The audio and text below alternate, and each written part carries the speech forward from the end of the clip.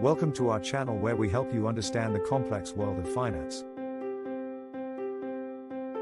Today, we will be discussing how to make sense of stock market news headlines.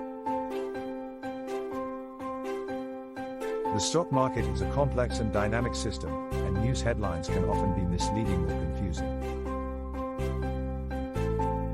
In this video, we will discuss some strategies for analyzing stock market news headlines so that you can make informed investment decisions. Look beyond the headline.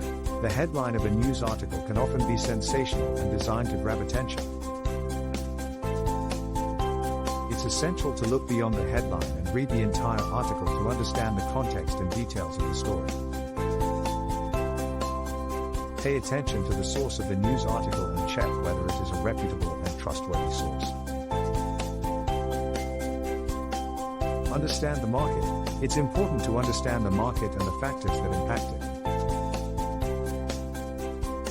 This includes understanding the broader economic environment, industry trends, and company-specific factors. This will help you put news headlines into context and understand how they might impact your investments. Focus on the long term. The stock market is a long-term investment, and short-term news headlines can often be misleading. It's important to focus on the long-term trends and fundamentals of a company rather than reacting to short-term news events. Consider the company's financial health, growth prospects, and competitive landscape. Consider multiple sources. It's important to consider multiple sources of news and analysis.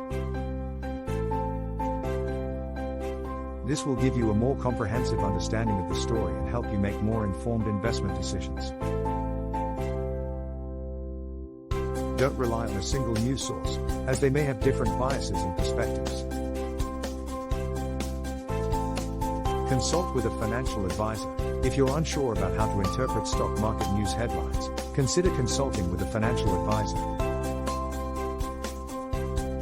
They can provide you with expert guidance and help you navigate the complexities of the stock market.